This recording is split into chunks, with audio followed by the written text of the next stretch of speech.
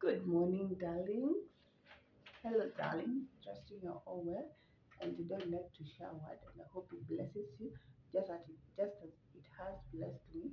So today I want us to talk about choosing a good leader. So as much as we'd like to acknowledge it or we'd like to not to acknowledge it, every one of us has someone that they follow. We might so much want to be independent and just live out our lives our own way, but in one way or the other, someone is influencing you or someone is leading you in an aspect of your life, whether you like it or not.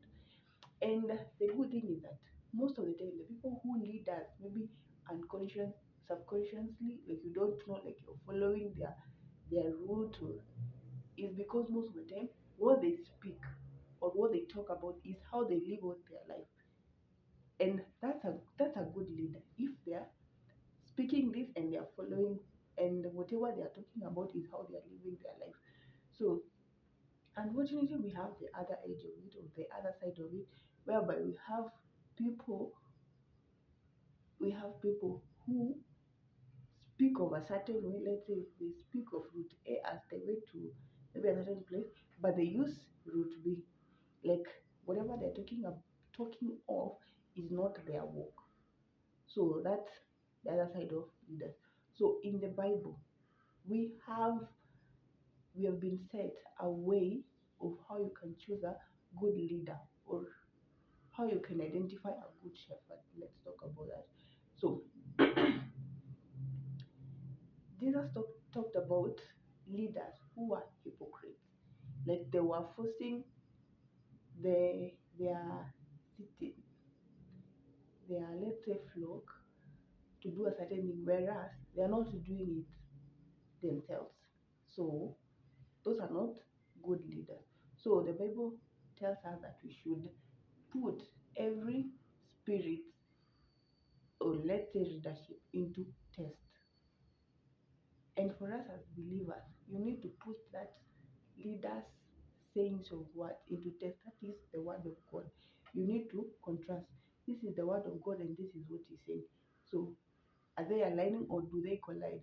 Because whatever a servant of God says should not collide with what the word of God says. So you need to put the leaders, what they say, into test. And the good thing is that and the good thing, and at the same time it's kind of bad thing. The, but the good thing is better. We have so many preachers. Personally, I've listened to so many of them, which are so good, they're so amazing. Whatever they're teaching is in alignment to the word, because most of it, as they're reading the word, I do also check, and most of the time there is no contrast of the doctrine of the word and what they are teaching. So which is good. And we have a few who they're not teaching in the right way. So you need to ensure that ask God for guidance, and as you choose a shepherd, so that you don't end up having a leader who is a wolf and ends up eating all the flock, all the sheep. But we have good shepherds. Paul acknowledges in 1 Corinthians chapter 11 verse 1. This is what he wrote to the church of to the Corinthians, and that imitate me just as I also imitate Christ. So who is your spiritual leader imitating? Is it another pastor, or who is your spiritual leader imitating? So ask yourself that question. And if you read the word of God, I think God is going to help you understand who is imitating. Paul himself says that don't just imitate me for the sake of imitating me. Imitate me just as I am imitating Christ. So you can either imitate me or Christ.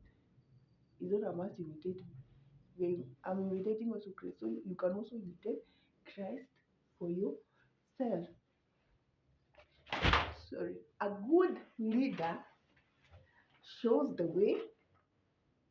A good leader, knows the way, shows the way, and goes the way.